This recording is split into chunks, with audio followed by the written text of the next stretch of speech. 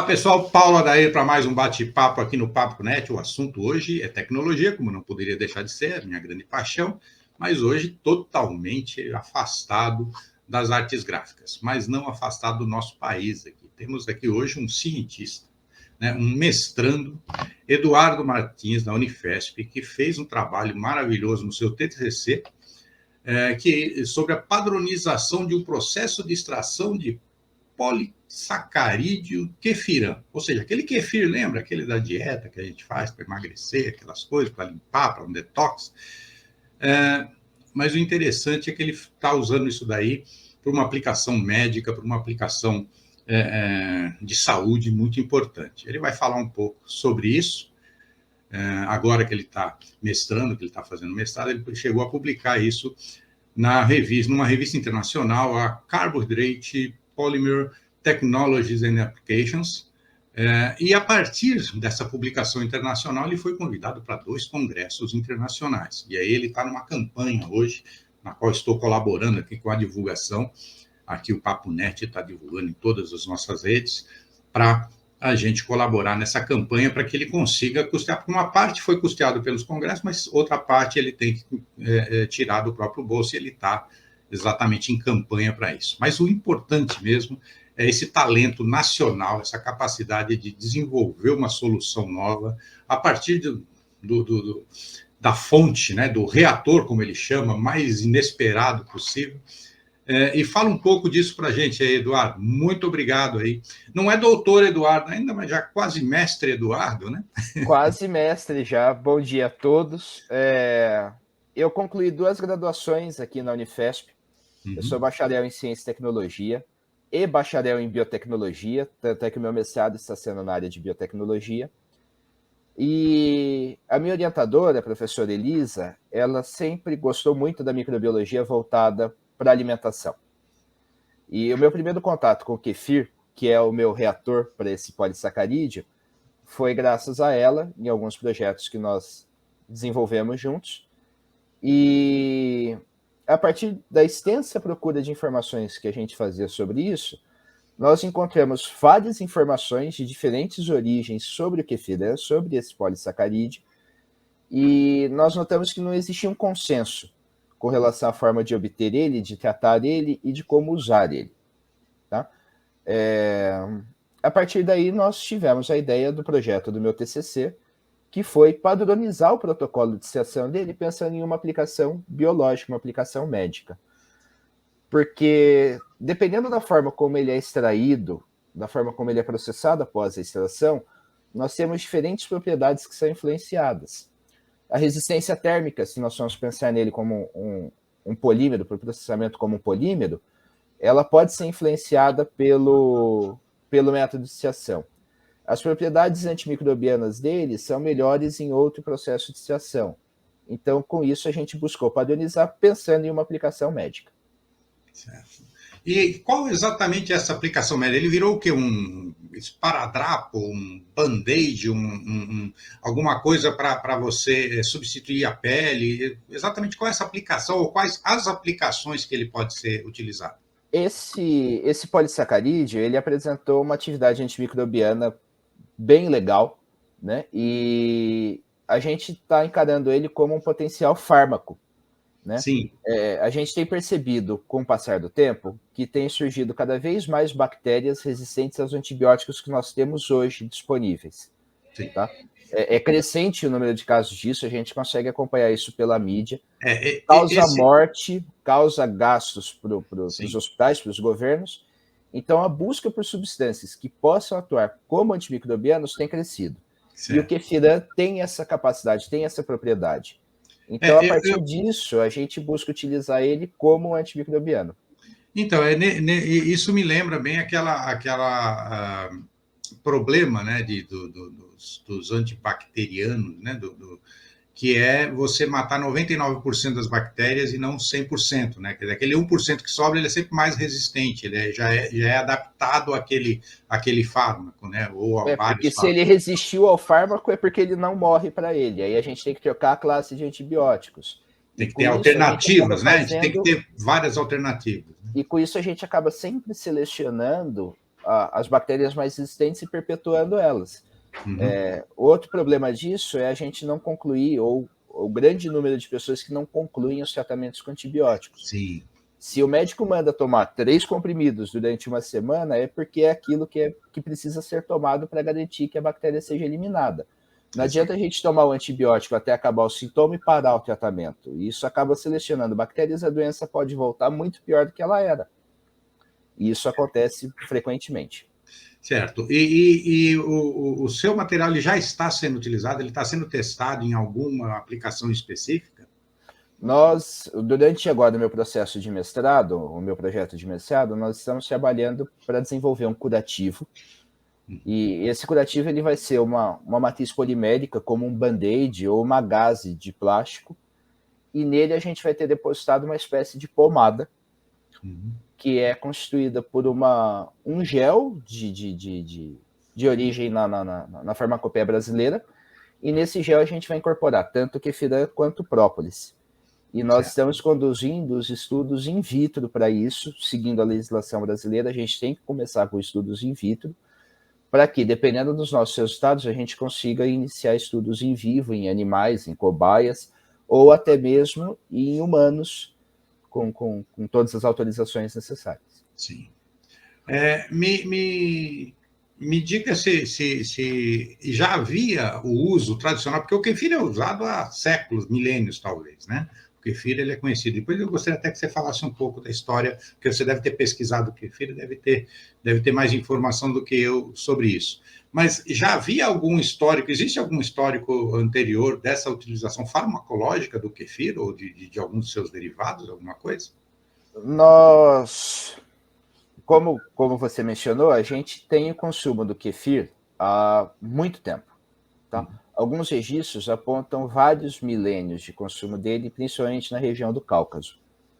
E esse polissacarídeo, especificamente, ele é o que mantém os micro-organismos do kefir unidos naqueles grãozinhos que a gente utiliza para fermentar o leite. Sim. Então, quando ele é produzido, ele fica aderido no grão ou ele é disperso no leite fermentado. Então, todo mundo que consome o kefir, consome o kefirã. É um dos nossos argumentos, inclusive, para provar que ele é seguro para utilização com humanos, porque não se tem relatos dele causar mal. Tá? Perfeito. O kefirã consumido junto do kefir, solubilizado no leite fermentado, ele atua no combate de doenças de intestino, na eliminação de bactérias que sejam prejudiciais à saúde humana que estão no intestino, no controle dos níveis de bactérias boas e ruins no intestino, porque a gente tem isso, e é um controle bem fino, tá? Na redução de alergias, e o kefirã, ele também tem sido estudado como um prebiótico. Prebiótico é toda substância que atua como alimento para as bactérias benéficas do trato intestinal, tá? Então, o kefir, ele acaba sendo uma associação de probiótico com os micro-organismos benéficos que ele traz, e prebiótico com o kefirã, que está presente nele também por produção do próprio kefir. Então, a utilização farmacológica dele não é regulamentada ainda, não aparece ainda na lista de fármacos, nem nada do tipo, mas já existem estudos correlacionando as atividades do kefir no organismo com as suas propriedades microbiológicas ou químicas, que é o que a gente está trabalhando agora. Então, basicamente, ele tradicionalmente... nesses milênios, ele foi usado basicamente como um suplemento alimentar. Isso. Ele nunca foi usado como uma medicação em caso da pessoa ter algum mal, alguma coisa assim. Não. Mas a gente encontra bastante estudos relacionado, por exemplo, à intolerância à lactose. Tá? Sim. O kefir, é o meu caso. O kefir, ele carrega consigo muitas bactérias. Sim. Tá? E essas bactérias, elas têm a capacidade de colonizar o intestino, mesmo que de forma temporária. Certo. E como são bactérias que processam a lactose, tá? Pessoas que consomem regularmente o kefir têm mostrado redução nos seus problemas de intolerância à lactose. Olha. Porque essas bactérias que passam a colonizar o intestino fazem a digestão desse açúcar e impedem que ele cause mal para o ser que está consumindo ele. E é um efeito que ele é duradouro. Você não precisa consumir o kefir para poder comer lactose naquele dia, como é feito com as enzimas que a gente tem hoje na farmácia. Tá? Você consome ele diariamente por 1 mês, 2 meses, essa ação ela permanece durante 15, 20, 30 dias no organismo, mesmo que você pare o consumo do kefir. Mesmo que eu pare de tomar. Poxa, mesmo que você pare. Vou adicionar kefir à minha dieta, viu? Já fiquei interessado. Eu recomendo, eu consumo todo dia. A minha família consumia, agora passou um pouco, foi meio modinha aqui em casa, mas já passou um pouco. Mas vou retomar esse hábito aí, porque parece que é bastante saudável. E ele tem, não só nas questões intestinais, mas pessoas com diabetes, pessoas com colesterol alto, já existem estudos de mais um motivo de que o consumo do kefir reduz os níveis de colesterol no sangue e de glicose. Sim. Então, ele auxilia as pessoas que são diabéticas, que são utilizadoras de insulina, quando consomem o kefir, vem algumas reduções na quantidade de insulina que precisa usar por conta das atividades do kefir. Maravilha. Agora me conta sobre esses 2 congressos aí, me conta um pouco em mais detalhe, porque a gente falou genericamente sobre eles, né? Qual é o alcance desses 2 congressos aí que você foi convidado? Eu fui convidado primeiro para um congresso de microbiologia clínica e farmacologia em Zurique, na Suíça. Maravilha. Esse congresso é a 3ª edição dele que está acontecendo, tá? Ele tem professores de diversas regiões do mundo participando do corpo de organização dele, das avaliações dos trabalhos. E os trabalhos que vão ser apresentados, inclusive o meu, também são bem variados. Nós temos outros trabalhos do Brasil, mas pelo que eu vi na programação, não tem trabalhos da Unifesp, ou tem poucos trabalhos da Unifesp. Então foi uma honra ter sido convidado, poder representar a Unifesp lá. Maravilha. E é um congresso que está sendo patrocinado por empresas, por indústrias farmacêuticas. Então, vai ser uma oportunidade de levar para fora, para outros lugares no mundo, o conhecimento que a gente desenvolve aqui no Brasil. E até ver se há interesse deles, né? Claro. Sim.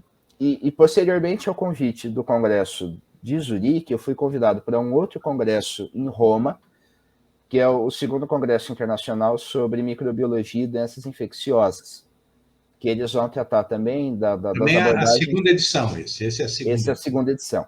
E eles vão tratar das abordagens que nós temos desenvolvido para tratamento de doenças, para contenção de epidemias e de disseminação de micro-organismos patogênicos. Maravilha. Bom, pessoal, eu estou conversando aqui com o mestrando Eduardo Martins, né, mestrando em microbiologia e também formado em tecnologia, né, e falando aqui sobre o trabalho dele a partir do kefir, com uma nova abordagem para usar ele como fármaco.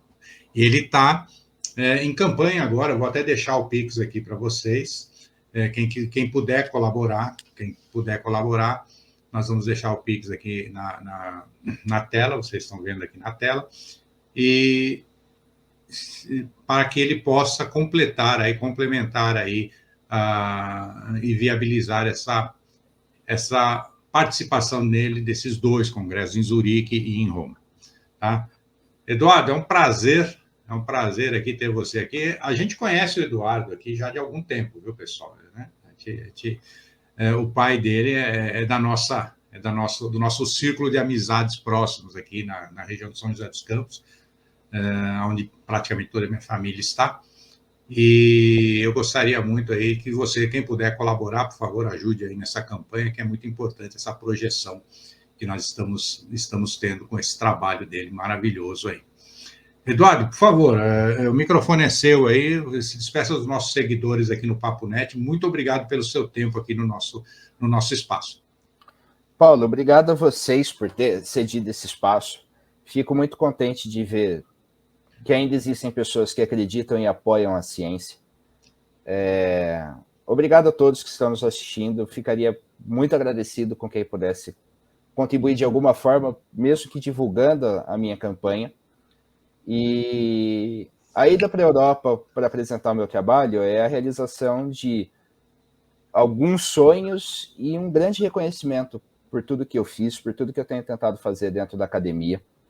É uma chance da gente mostrar para o mundo, de eu conseguir ajudar a mostrar para o mundo que o Brasil produz ciência, que nós temos capacidade de produzir ciência, de Isso é competir fundamental. em elevado nível com outras instituições, com outros lugares, tá? E também de proporcionar algumas soluções que dentro de pouco tempo podem ajudar a nossa vida, podem nos ajudar no nosso cotidiano e que podem trazer melhoria de qualidade de vida para a sociedade. Isso eu acredito que é o mais importante e é o que me motiva a continuar nesse caminho de pesquisa, de estudo, de ciência. É a minha paixão e é o que eu sempre gostei muito de fazer. Obrigado pelo espaço e obrigado a todos que estão nos assistindo. Pessoal, esse foi o microbiologista Eduardo Martins, da Unifesp, falando aí para vocês sobre o trabalho dele. Se vocês gostaram, eu peço que deem o seu gostei para dar relevância a esse vídeo, compartilhe nos seus grupos de mensagem, nos seus grupos de contatos. É fundamental que o máximo de pessoas saiba dessa iniciativa, desse trabalho, dessa repercussão internacional do trabalho de um brasileiro e de um grupo de brasileiros da Unifesp, que é uma geradora de grande conhecimento científico aqui no país. E como eu sempre digo, a sociedade é colaborativa. A humanidade é colaborativa na sua essência e a civilização nada mais é do que o resultado dessa colaboração. Nós construímos aldeias, cidades, estados, países, impérios, sempre em colaboração. E pela primeira vez na história da humanidade, nós temos as tecnologias para complementar essa colaboração sem nos preocuparmos com distanciamento social, isolamento pessoal, fronteiras ou até mesmo idioma. Então, utilize as novas tecnologias para colaborar cada vez mais e construir uma sociedade cada vez melhor. Obrigado e até o próximo bate-papo aqui no Papo Net. Não se esqueçam de inscrever no canal se ainda não se inscreveram e ativar o sininho aí para as notificações para serem avisados dos próximos bate-papos e próximos eventos aqui no Papo Net. Obrigado e até mais.